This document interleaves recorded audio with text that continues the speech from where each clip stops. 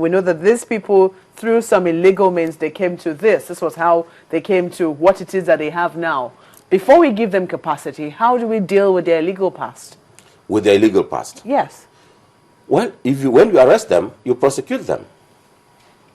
That is how to deal with their illegal past. We prosecute them before we give them the license to go ahead and continue with their capacity? I'm not talking of I wouldn't be able to address how you do that. I'm saying, look, identify that these refineries exist in the creeks. The illegal refineries exist in the creek. You admit that it is a refinery.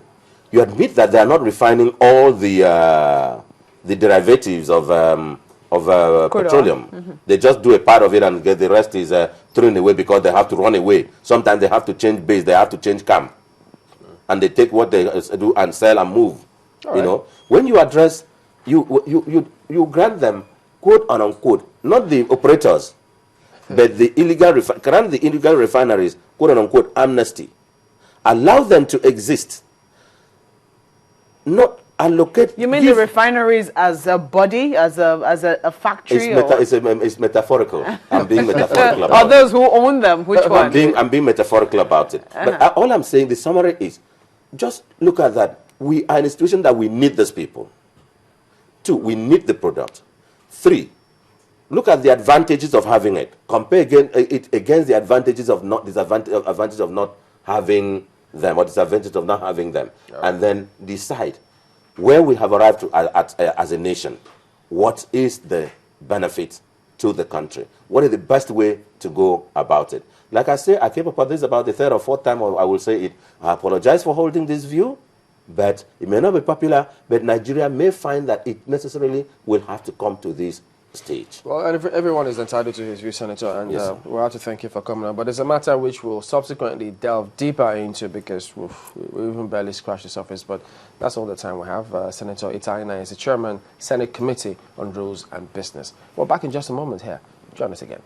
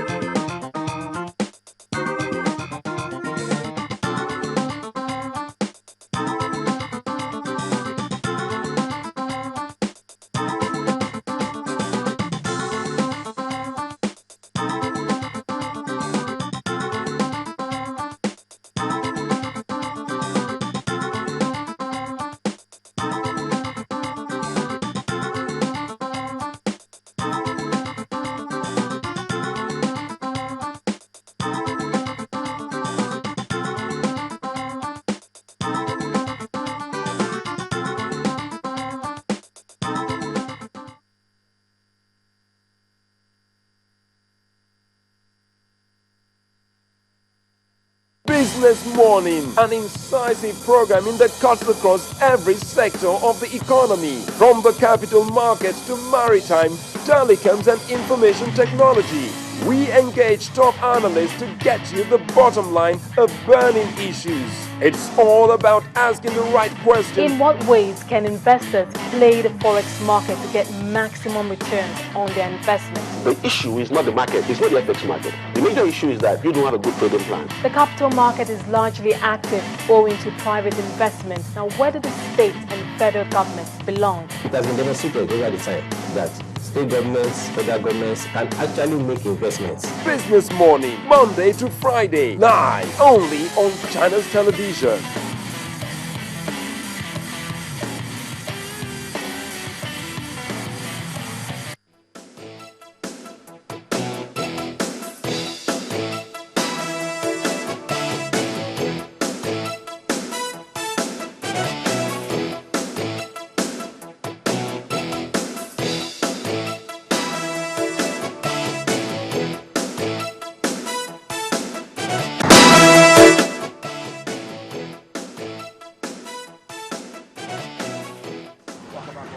Senator Eninaya Abaribe joins us now. He's the chairman, Senate Committee on Media and Information. Morning, and thank you for coming on today. Thank you.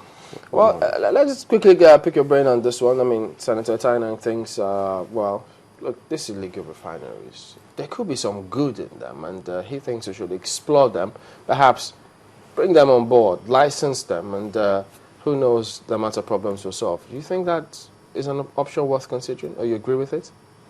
No, I don't. I think that, well, I'm glad he said it was his personal opinion.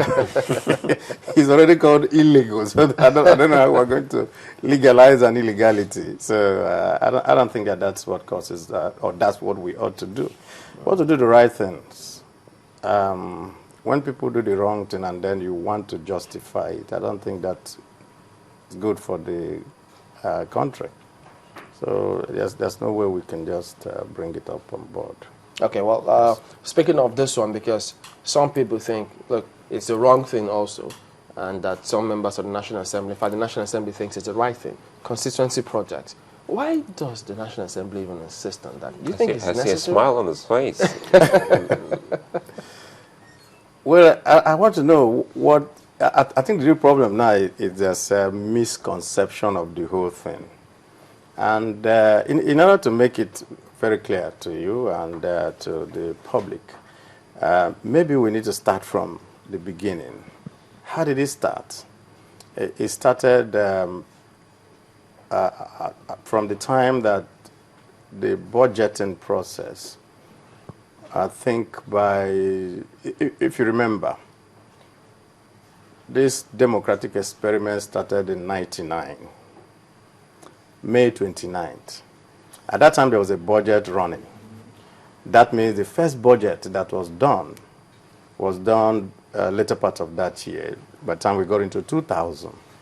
And then members of the National Assembly at that time found that we were doing a budgeting that had nothing to do with the populace. As people sit in Abuja decide to, do projects all over the place. And it was not based on an assessment of the needs of the people.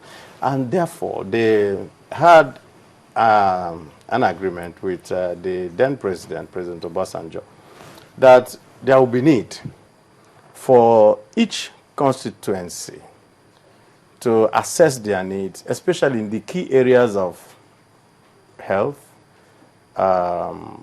water, power, education. And then they will be able to bring it into the budget. Now, with each member, don't forget that we have 360 members of the House of Rep and 109 members of the Senate, which each person bringing projects along that line. What now happened was that it was like an intervention proposal. But where I think the rub is, which is why you feel that people say, oh, it's not supposed to be done, is that there's a misconception that because it's called constituency project, that it was being done by members of the National Assembly, and that is totally fallacious. No, it's not being done by any member of the... So never at a point It was always done by each different ministry. For example, if you have a project, like I had in 2009, to give some transformers to some communities within my constituency. What I did was to, when we had a constituency meeting and I said, we want to do power projects for you, which communities want it? And they all, wrote in, and then we compiled it and I sent it to the Ministry of Power. The Ministry of Power, through the zonal office in Enugu, now procured those transformers, informed me, took it to the PHCN in Aba, and then we now wrote letters to each of those constituencies to go there and pick it. So it had nothing to doing those projects were domiciled within each ministry. And of course, we can also ask another question. Last year, there was a whole lot of problems, I think you recall, of problems between the executive and the legislature in terms of whether the budget had been implemented fully or not, if you recall. And at that time, most of the members of the National Assembly were saying, these projects that we had put in our constituencies were not being done. So you can ask yourself, the contradiction there.